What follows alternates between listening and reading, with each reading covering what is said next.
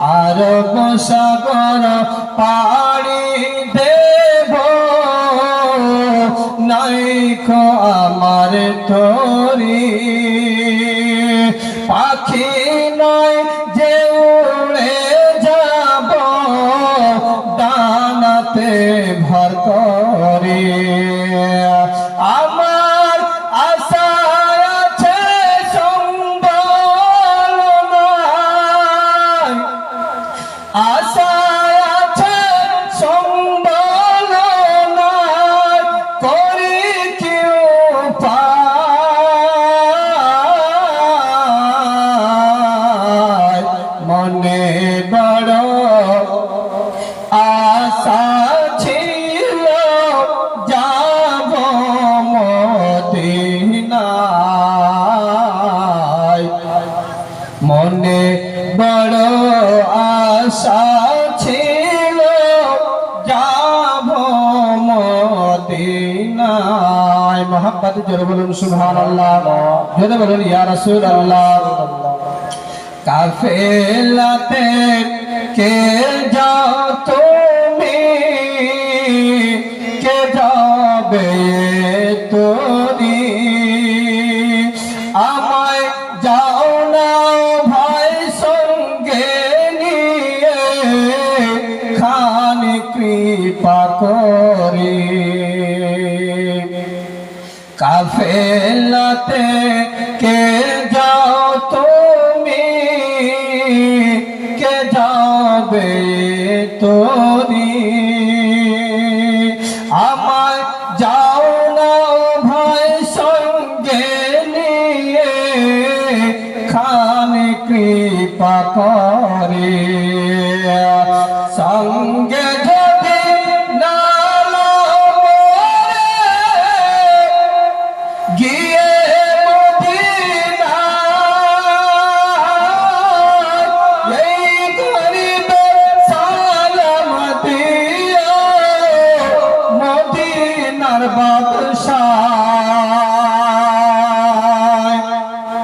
আমার নামে দুটি বাতি দিও আমার নামে দুটি বাতি দিও মদিনার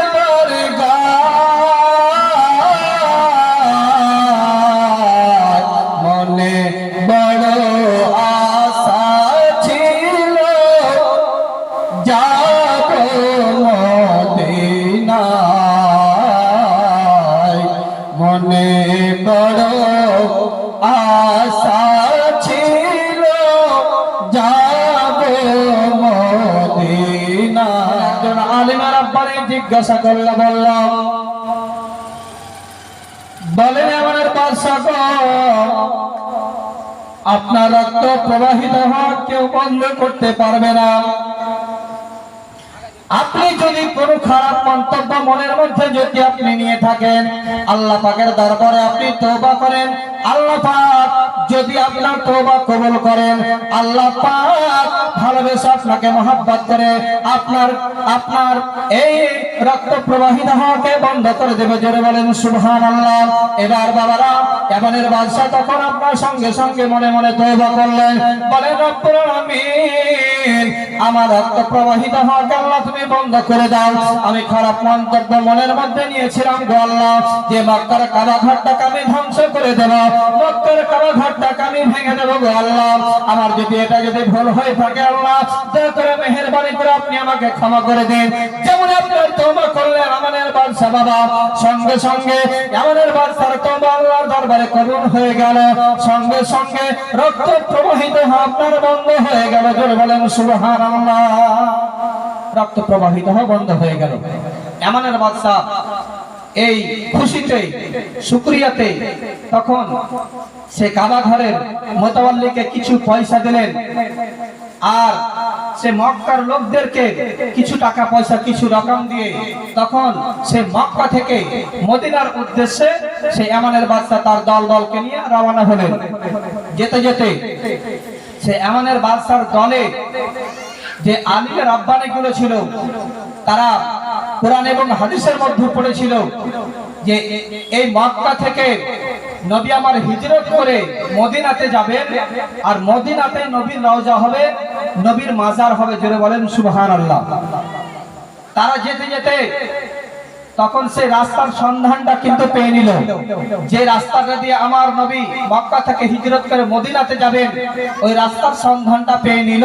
ওই রাস্তাটাকে দেখে চিনতে পেরে নিল যে এই রাস্তা দিয়ে আমার নবী মক্কা থেকে মদিনাতে যাবেন। এবার আপনার সেই রাস্তা ধরে যেতে লাগলেন।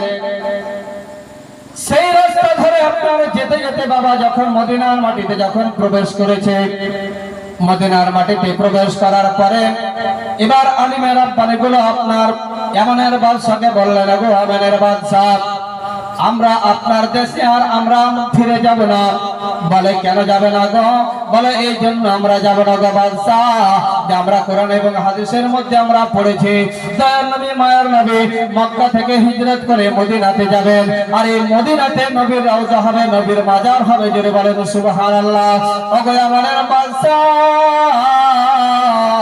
আমরা বেঁচে থাকাকালীন যদি নবী যদি মক্কা থেকে হিজরত করে যদি মদিনাতে না আসে, যখন আমাদের মদিনার মাটিতে আমাদের কবর হবে, মদিনার মাটিতে যখন আমাদের কবর হবে, নবীর কোন আশিক, নবীর কোন দিওয়ানা, নবীর কোন মাস্তানা যখন আল্লাহর নবীর কবর জিয়ারতে যাবে, তাদের পায়ের ধুলা যদি উড়ে যদি আমাদের কবরে পড়ে যায়, আমাদের বিশ্বাস আল্লাহ পাক এই ধুলার বরকতে আমার কবরের আযাব হয়তো আল্লাহ পাক আমাদের মাফ করে দেবেন। জোরে বলেন সুবহানাল্লাহ।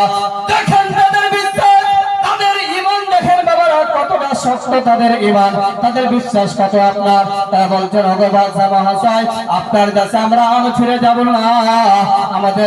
আমাদের কবর যদি এই মদিনার মাটিতে হয়, যখন মদিনার মাটিতে আমাদের কবর হবে, কোন নবীর আশিক, নবীর দিওয়ানা যখন আল্লাহর নবীর কবর জিয়ারতে যাবে, তাদের পায়ের ধুলা যদি একটু উড়ে আমাদের কবরে পড়ে যায়, আল্লাহ পাক এর বদৌলতে আল্লাহ পাক হয়তো আমাদেরকে জান্নাতবাসী করবেন। এই উদ্দেশ্যে ওগো মদিনা, ওগো আমাদের বাদশা, আমরা আপনার আর এমন দেশে ফিরে যাব না। এবার বাবারা এমনের বাদশা তখন 400 আলিমের থাকার জন্য 400টা ঘরকে আপনার সুন্দর করে তৈরি করে দিলেন, এবং একটা সুন্দর করে অতি উজ্জ্বল খুব সুন্দর করে একটা ঘর তৈরি করলেন। আর এমনের বাদশা তখন একটা চিঠি লিখে সে আলিমের হাতে আপনার দিয়ে দিলেন।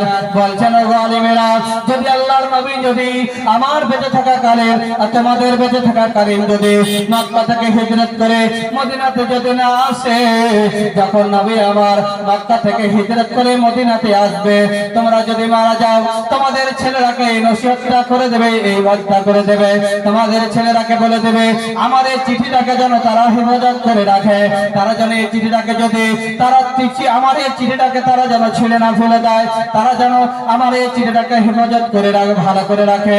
এবং তারাকে এই কথাটা বলে দেবে, তারা বেঁচে থাকাকালীন যদি আল্লাহর নবী মক্কা থেকে হিজরত করে যদি মদিনায় না আসে, তাদেরকে বলে দেবে তারা যেন আমার এই চিঠিটাকে যেন হেফাজত করে রাখে, শেষ পর্যন্ত এই চিঠিটা যেন আল্লাহর নবীর হাতে পৌঁছায়। জোরে বলেন সুবহানাল্লাহ।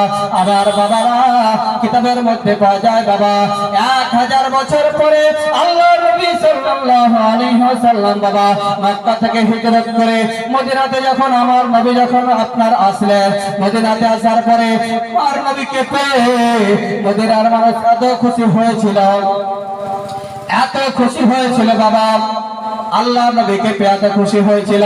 মদিনার মানুষেরা তাদের আপনার বাড়িকে সুন্দর করে সাজিয়েছিল বাবা। আমার নবীকে পেয়ে মদিনার মানুষ এত খুশি হয়েছিল। আমার নবী যখন মক্কা থেকে হিজরত করে মদিনায় আসলেন, আমার নবী উটের লাগাম ধরে ডান দিক থেকে আপনার মদিনার মানুষ টান দেয়, বলেন ইয়া রাসূলুল্লাহ, আপনি আমার বাড়িতে চলুন। বাম দিক থেকে টান দেয়, বলেন ইয়া রাসূলুল্লাহ, আপনি আমার বাড়িতে চলুন। এইভাবে যখন টান দেওয়া শুরু করে আমার বাবারা, এবার আমার নবী বলেন, আরে মদিনার মানুষেরা, আমার উটের লাগাম ধরে তোমরা এইভাবে টানাটানি করিও না রে মদিনার মানুষেরা। আমার এই উটটা যেই জায়গাতে থামবে, যেই জায়গাতে দাঁড়াবে, যেই বাড়ির সামনে দাঁড়াবে, আমি এমনের বাদশা সেই বাড়িটাতে আমি বিশ্রাম করবো। জোরে বলেন সুবহানাল্লাহ। সেই বাড়িটাতে আমি থাকবো। বাপজির আমার নারে তাকবীর, নারে তাকবীর, নারে রিসালাত, নারে রিসালাত, মুনাজিরে আহলে সুন্নাত, নারে তাকবীর, মুফতি জাহাঙ্গীর আলম রেজভী সাহেব, নারে তাকবীর, নারে রিসালাত, মুনাজিরে আহলে সুন্নাত, হযরতুল আল্লামা মুফতি জাহাঙ্গীর আলম রেজভী সাহেব, নারে তাকবীর। আলিমের সম্মানে সকলকে দাঁড়িয়ে যান। নারে তাকবীর, নারে রিসালাত, নারে রিসালাত, হযরতুল আল্লামা মাওলানা মুফতি জাহাঙ্গীর আলম রেজভী সাহেব, নারে তাকবীর, নারে রিসালাত।